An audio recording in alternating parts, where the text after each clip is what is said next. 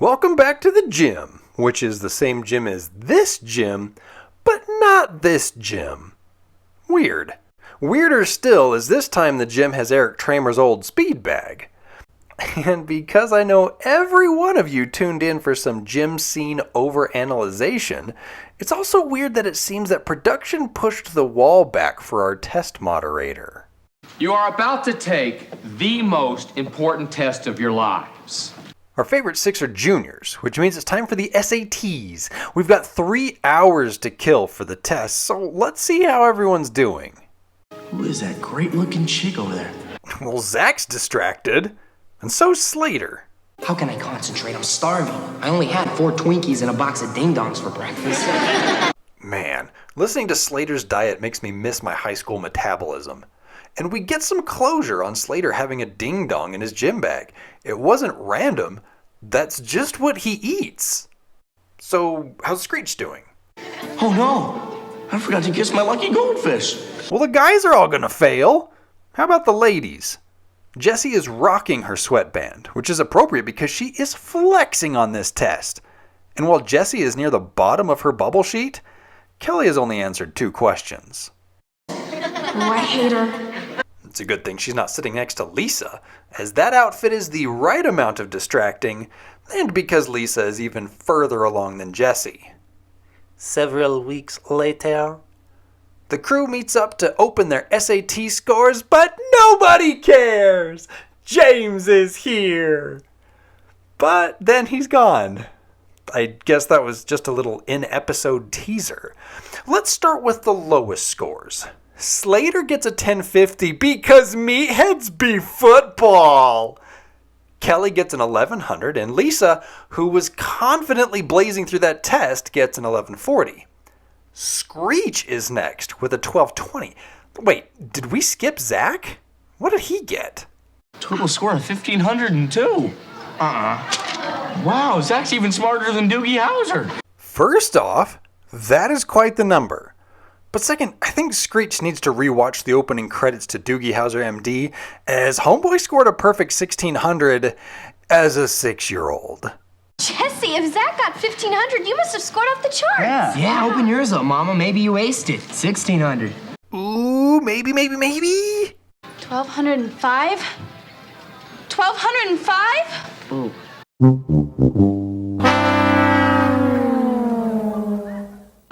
My life as I know it is over. But Zach's isn't. Heather Brooks is impressed. What isn't impressive is how Zach takes this whole scene to get that paper in his pocket. Jessie is spiraling, which makes sense because she would have needed at least a 1350 to be considered in the top 10% of test takers, and over 1,500 to be a contender for a premier university. Maybe she should have kept those caffeine pills around a little longer. This gets compounded when Zach is afforded preferential treatment from Stansbury University. Mr. Belding tries to talk Jessie up, but her darn S.A.T. score gets in the way. You know, Jesse, there are a lot of other schools here that are perfectly adequate. Why don't you go talk with them? Yeah, Jessie, like Surf University? To make matters better for Zach, he's also secured a study date with Heather for the next night. It's time to play Spot That Other Guy from Starship Troopers, Casper Van Dien. There he is, just chilling while Jessie takes another L. What happens now? Well, the Stansbury representative wants to speak with Slater. What is happening here? I bet I know. I saw on Days of Our Lives that older women like younger men. Wouldn't be the first time for old AC. Despite Slater's S.A.T. score, Stansbury offers him a scholarship because meatheads be football. Trusting the S.A.T. score and not his years of experience, Mr. Belding beefs up Zach's class schedule. Advanced calculus? College-level Russian? Oh, yeah. What? Won't Zach need to have some basics down before that? At least he's got his date with Heather to look forward to. Why is it so dark in here? Well, this is the best light for studying. Oh, we've seen some pages from this playbook before. Oh, yeah. And speaking of Kelly, she's worried about Jessie and this whole Stansbury thing. Nobody cares! Alright, let's get back to it. But then, Now what? now it's Bob. Zach, Bob's my boyfriend. He could use some study help too. I knew you wouldn't mind. Accelerated classes? Can't get a girl? This sweater? I'm a nerd! With his data bust, Zack turns to his friends at the Max. They need to get Jessie out of her funk, as she just got her first detention ever.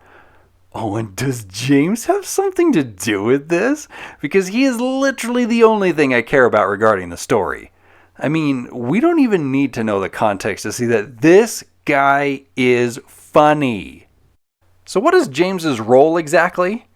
Well, he is rubbing being Harvard all in Stansbury's face. As a matter of fact, we think of ourselves as the Harvard of the West. And with this, I'm going to tangentially tickle your brains with some episodic background and speculation. This is Bennett Tramer, the writer of this episode.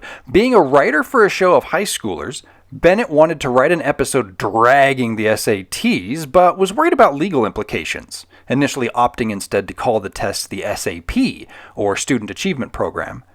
Producer Franco Barrio called the college board, who essentially said, "This is a comedy? Everyone hates the S.A.T.s and you should go for it." The college board sent a letter memorializing this without even reading the script. But now take the case of Stansbury. It's Jesse's dream school! Freaking out over grades to get into Stansbury is what got Jesse turning to Saturday morning speed. Look, I want to go to Stanford. And there are people with straight A's who get turned down. See, I'll never get into Stanford. What am I going to do? Jesse, you haven't even taken the midterm yet. Yeah, but I know what's going to happen. I'll never get into Stanford. I got a C in geometry too, okay? Did you go to Stanford? Heck no, they wouldn't take me. I want to go to Stanford. Zach? Hey, Jessie. I thought you were going to Stanford. There's never any time. I don't have time to study. I'll never get into Stanford. Oh, right. Jesse had a boner for Stanford. So what the F is Stansbury? We think of ourselves as the Harvard of the West. Armed with nothing but speculation based on Bennett Tramer's initial fear of the college board, I'd assume the show was afraid to offend Stanford, the actual vaunted Harvard of the West, by depicting it as stuffy and elitist and insane for passing on one Jessica Myrtle Spano.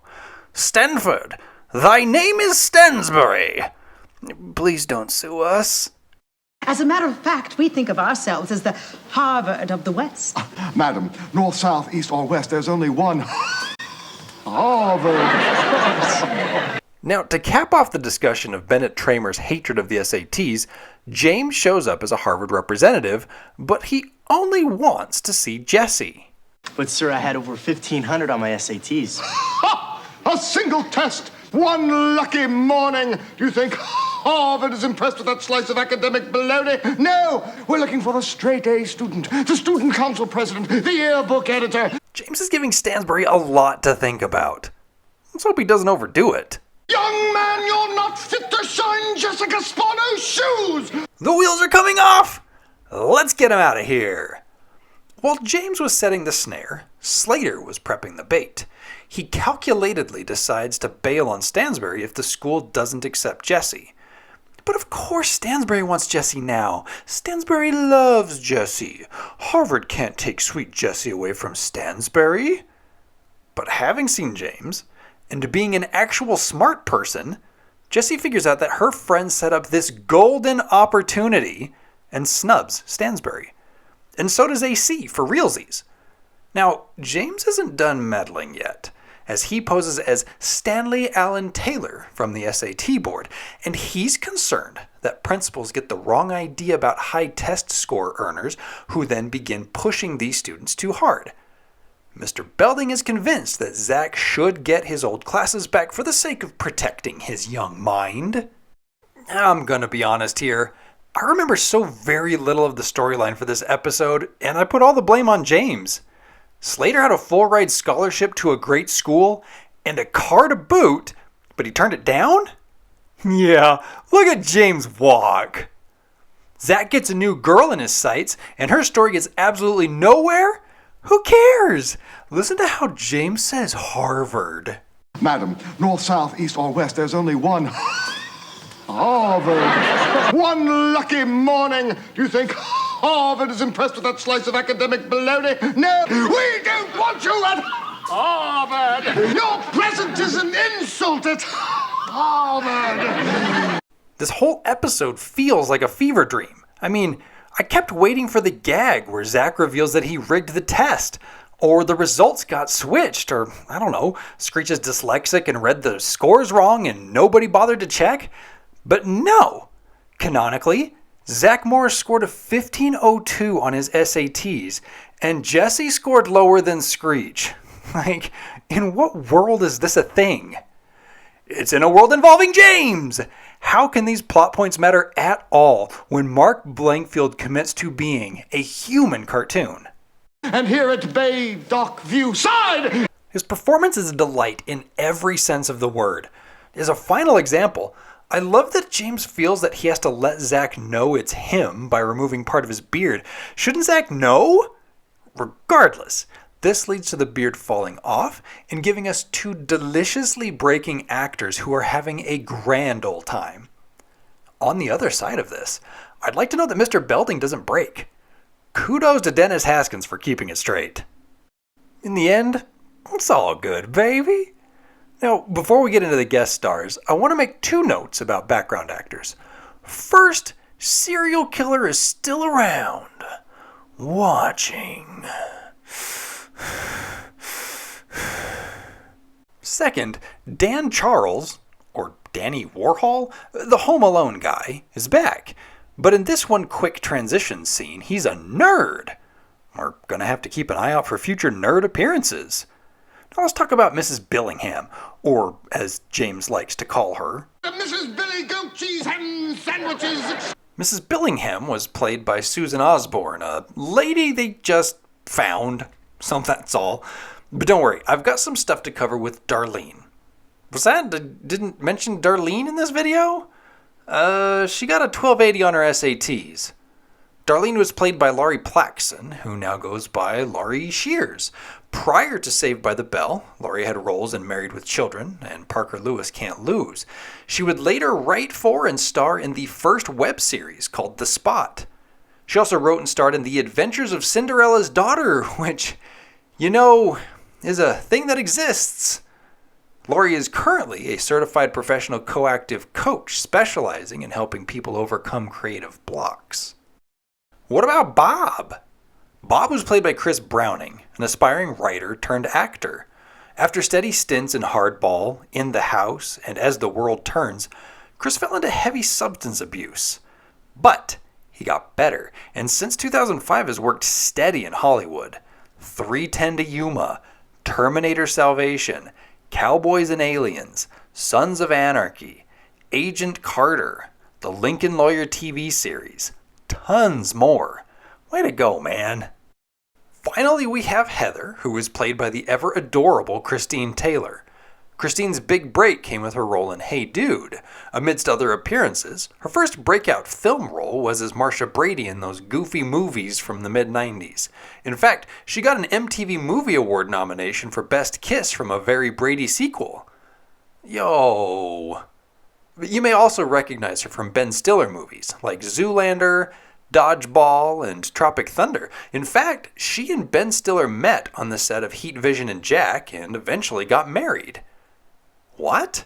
A Dan Harmon pilot directed by Ben Stiller starring Jack Black and Owen Wilson? The internet is awesome.